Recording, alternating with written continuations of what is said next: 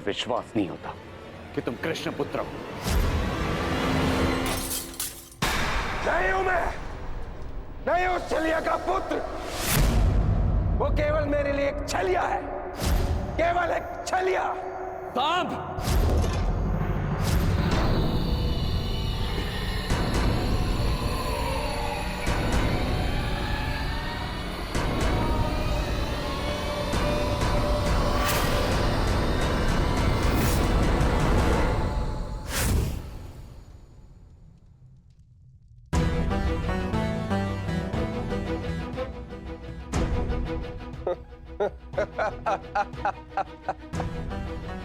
आइए आइए आइए द्वारिकाधीश, आइए। स्वागत है आपका, स्वागत है। लौट आए आप। करा इस आर्यव्रत के सभी महारथियों का अंत। कराए धर्म स्थापना के नाम पर अपना पलड़ा भारी। अब अरे अच्छी, आप देख क्या रहे? स्वागत नहीं करेंगे इनका? इतना महान कार्य पूर्ण करने के पश्चात आज लौटे हैं। आज तो राजभवन में उत्सव होना चाहिए। पांचाल, काशी, मगध, छेदी सभी महाजनपदों के महान शासकों का अंत करवा डाला, सिर्फ धर्म स्थापना के नाम पर। अब क्या बचा पूरे भारतवर्ष में? पूरे भारतवर्ष में सिर्फ दो महान राज्य। पहला द्वारिका, दूसरा हस्तिनापुर। और हस्तिनापुर का महान शासक धर्मराज युधिष्ठिर पहले से ही अपने चारों भाइयों के साथ इनके तलवे चाटता है।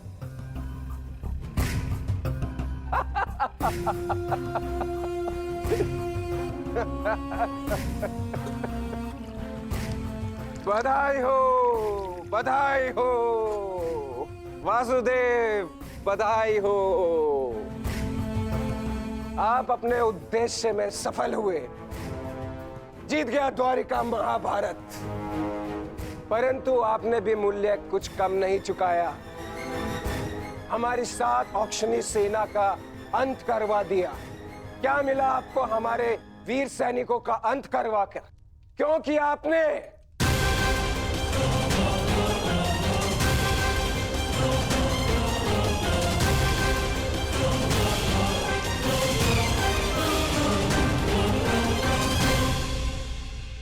उन सैनिकों ने केवल अपने कर्तव्य का पालन किया था सांब। युद्ध लड़ा, अनेकों को मारा और स्वयं वीर गति को प्राप्त हो गए। उन्होंने तो स्वर्ग की सीढ़ियां पाली सांब। परंतु तुमने अपने साथ क्या किया है पुत्र? तुमने तो स्वयं के जीवन को ही नर्क बना डाला है। तुमने वचन दिया था ना दुर्योधन और लक्ष्मण को कि महाभारत के युद्ध में तुम नारायणी सेना का नेतृत्व करोगे। तो क्यों नहीं बचाया अपनी सेना को? क्यों छोड़ आए अपने मित्र को अकेला युद्ध में? क्यों साथ नहीं दिया अपने मित्र का साथ? केवल अपने प्राण बचाने के लिए? यदि मैं अपने मित्र की सहायता नहीं कर सका तो केवल आपके कारण। आपने रोका था मुझे। मैंने तुम्हें रोका नहीं था साम, केवल विकल्प दिए थे। विकल्प? विकल्प यार में आपने मुझे भयभीत किया था। भयभीत नहीं किया था साम, मैंने केवल तुम्हें यदुवंशी के नियम स्मरण करवाए थे कि यदि नारायणी सेना परास्त होती तो उसके साथ नारायणी सेना का सेनापति अपनी उपाधि खो देता है। विकल्प मैंने अर्जुन और दुर्योधन को भी दिए थे। दुर्योधन ने युद्ध करना चुना और अर्जुन ने धर्म स्थापना। और तुमने युद्ध में भाग ना लेना चुना सांब।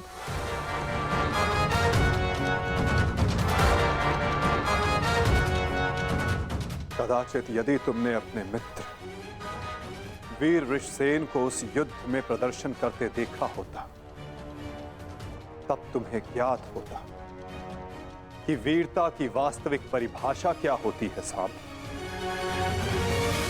यदि तुमने अपने प्राण उस युद्ध में गवा दिए होते तो आज मेरा सर गर्व से ऊंचा होता। किंतु नहीं, तुम तो मदिरा के मद में स्वयं के जीवन को धीरे धीरे करके मार रहे हो। लज्जा आती है तुम पर साम, लज्जा आती है।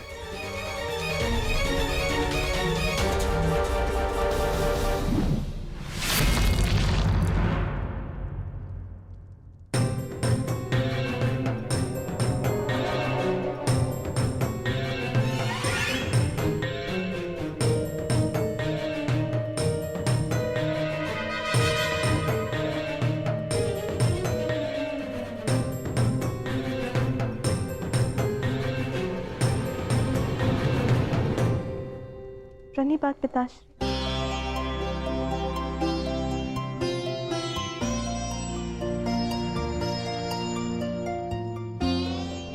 पिताश्री मैं क्षमा। लक्ष्मणा, इतनी लंबी यात्रा से आया हूं पुत्री, भोजन नहीं कराओगी? जी पिताश्री।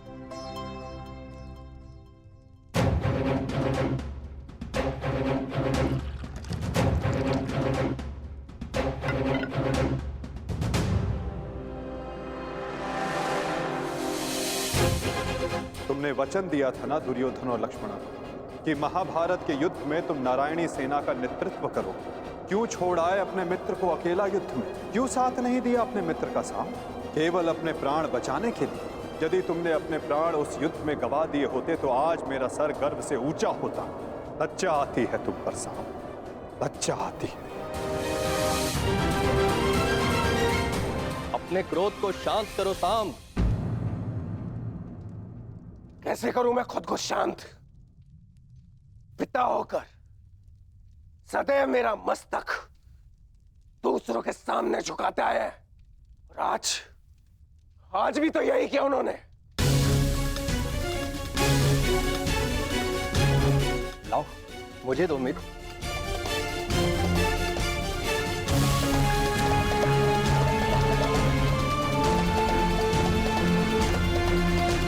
लो, पियो।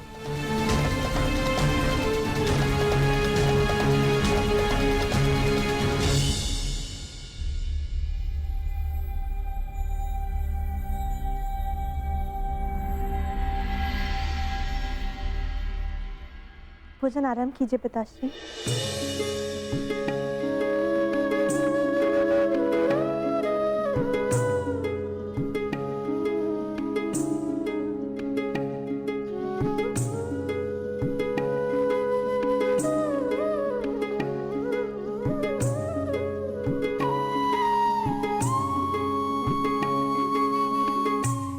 पिताश्री, क्या आप मुझे मेरे पिता के विषय में कुछ बता सकते हैं? युद्ध में क्या हुआ था?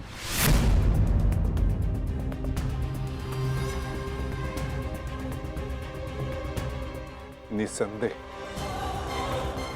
तुम्हारे पिता एक वीर और कुशल योद्धा थे पुत्र, और उन्होंने युद्ध में अलौकिक साहस दिखाया। निश्चित रूप से तुम्हारे पिता से बड़ा गदाधारी इस संसार में और कोई नहीं था पुत्री।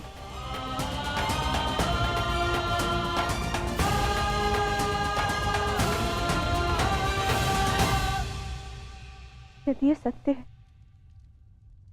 तो उन्हें ये संसार छोड़ के क्यों जाना पड़ा पिताश्री?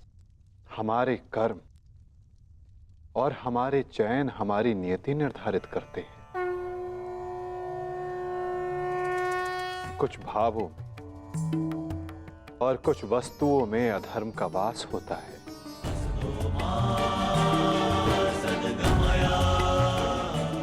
जैसे कि जुआ और मदिरा, ये व्यसन पहले लुभाते हैं और बाद में हमारे ही नाश का कारण बन जाते हैं पुत्री।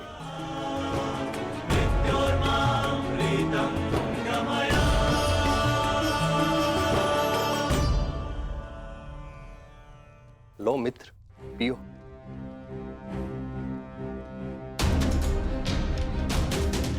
मैं जानता हूं कि तुम बहुत दुखी हो, किंतु चिंता मत करो। तुम्हारे मनोरंजन का प्रबंध कर दिया है मैंने। कैसा मनोरंजन।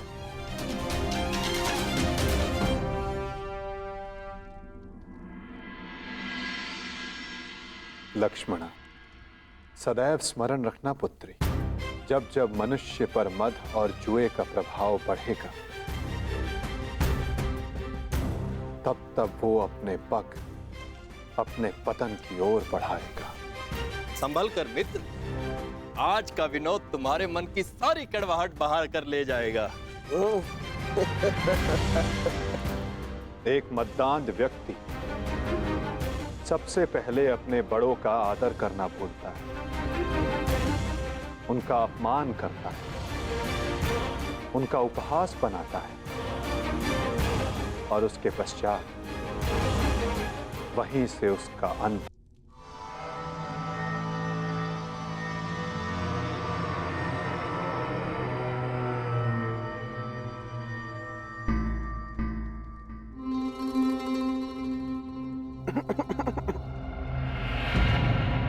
तो आप हैं महान ऋषि, सुना है महात्मा कि आप भविष्य बता सकते हैं। बड़ी प्रशंसा सुनी है आपकी। क्या जानना चाहते हो? यदि ये सत्य है तो बताइए कि इस रमणी को आगे चलकर क्या होगा, पुत्र या पुत्री?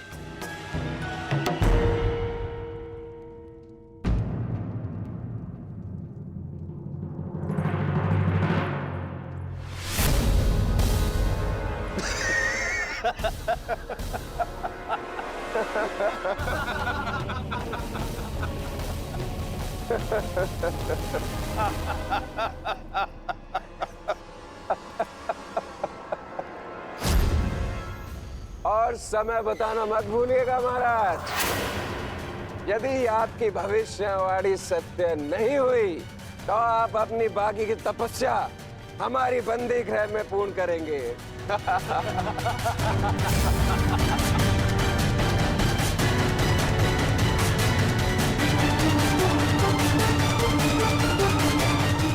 कौन क्यों है महाराज? बताइए, मेरी कोख से क्या जन्म लेगा? मदिरा के मद ने तुम्हारे भीतर के मानव को सुला दिया है मूर्ख। अब तुम केवल उस मूसल की भांति हो जिसमें कोई भावना नहीं होती। वो किसी भी वस्तु पर पड़ता है तो उसे कुचल देता है। ये लीजिए पिताश्री, ये हलवा मैंने विशेष रूप से आपके लिए बनाया है।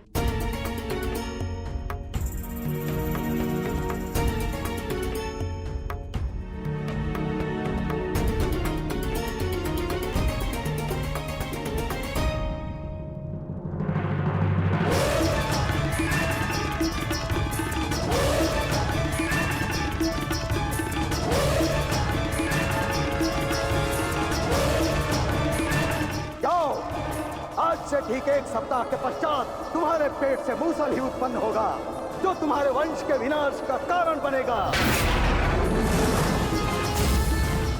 जिस मदिरा के मद में तुमने मेरा अपमान करना चाहा, वो मदिरा तुम्हारे नाश का कारण बनेगी।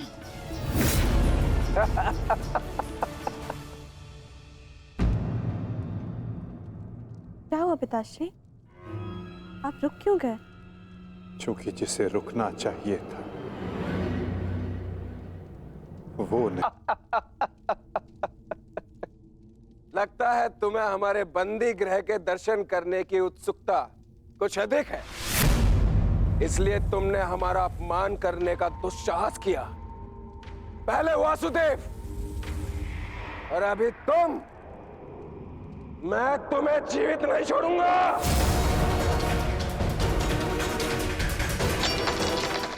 अरे ये क्या कर रहे हो मित्र? शांत हो जाओ और इनसे क्षमा मांगो ताकि अपना श्राप वापस ले ले। ये क्या कह रहे हो तुम? इस पाखंडी से क्षमा मांगू? ये एक पाखंडी है। भला कभी किसी पुरुष के कोख से कुछ जन्मते हुए देखा है?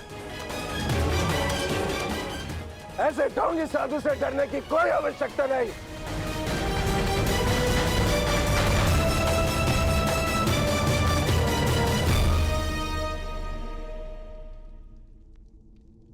जो अब तक नहीं हुआ साम, वो अब होगा। साधुओं का श्राप व्यर्थ नहीं जाता।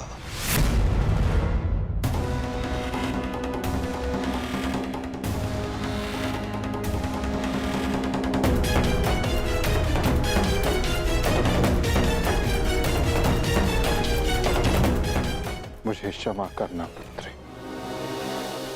कदाचित मैं तुम्हें कह सकता सदा सौभाग्यवती भव।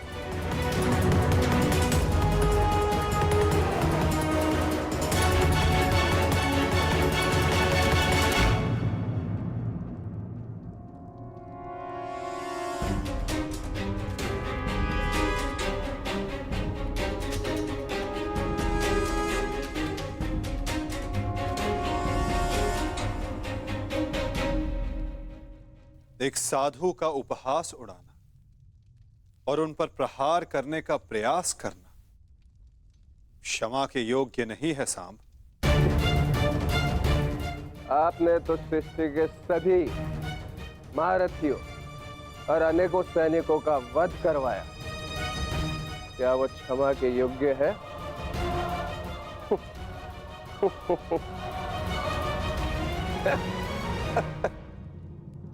कृतिवर्मा, तुम्हारी उपस्थिति में यह सब हुआ और तुमने सांब को रोकने का प्रयास नहीं किया। क्षमा चाहता हूं वासुदेव, हम तो केवल विनोद करना चाहते थे। मुझे अनुमान भी नहीं था कि बात इतनी आगे तक बढ़ जाएगी।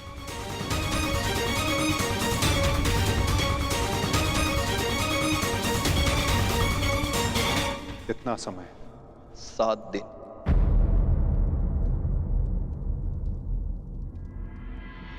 सात दिन बाद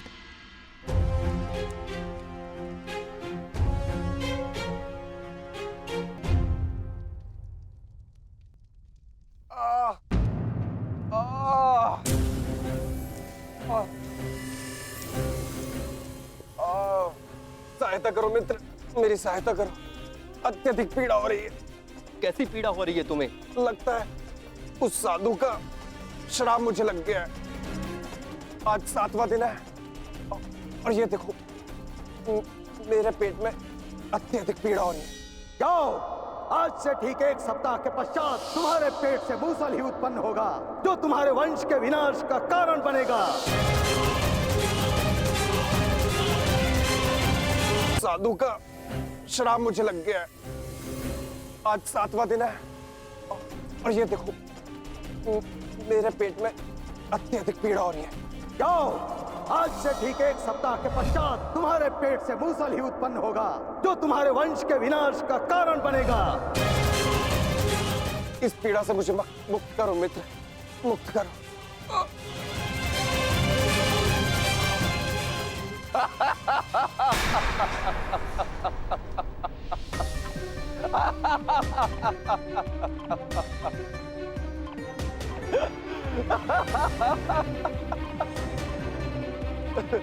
तुम कितने बड़े मूर्ख हो मित्र, कुछ नहीं हुआ मुझे, सही हूं मैं।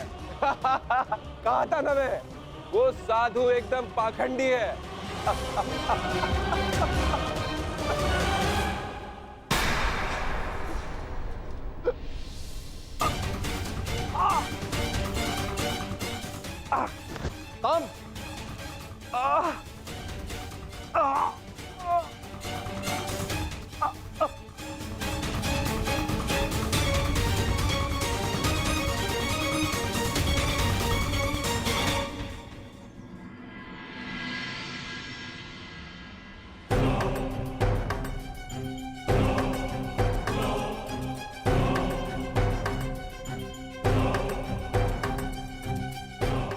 बड़ी विचित्र घटना घटी है वासुदेव। कुमार सांब के शल्य चिकित्सा के पश्चात उनके पेट से ये मूसल निकला है।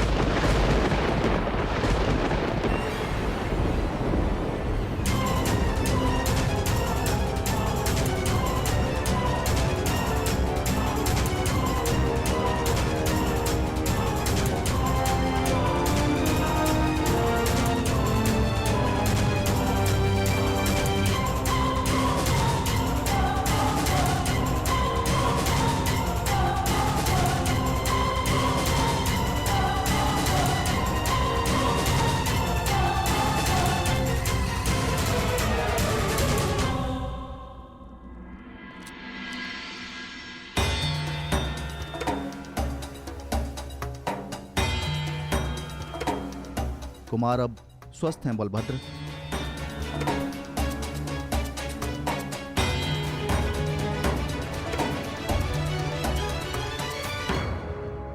देख लिया, ये उस श्राप का नहीं, ये तुम्हारे अहंकार और तुम्हारे मदिरापान का फल है। ये श्राप तो केवल एक निमित्ता है। तुम्हारे कर्मों के कारण यदुवंश का नाश जन्म ले चुका है। यदि मदिरा के मद में तुमने एक महात्मा का अपमान ना किया होता तो आज तुम्हारी ये दशा ना होती।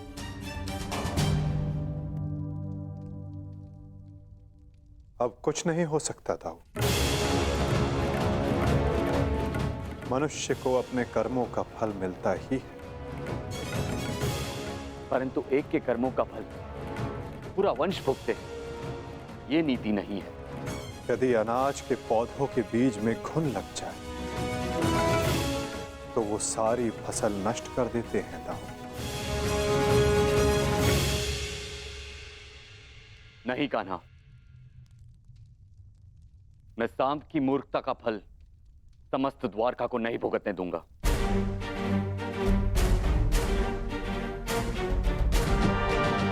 आप इस मूसल का क्या करेंगे दाऊ? श्राप था कि मदिरा पान के कारण द्वारका का नाश होगा। मैं आज ये घोषणा करता हूं कि समस्त द्वारका में किसी भी प्रकार का मद्य का उत्पादन, सेवन या बिक्री वर्जित है।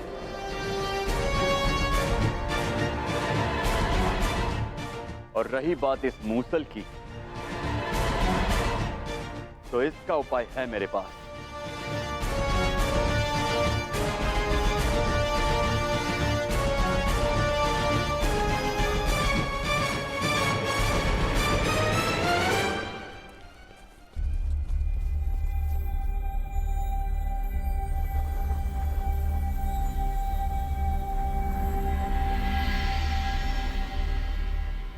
आपके आदेशानुसार मूसल की भस्म बना दी गई है बालभद्र।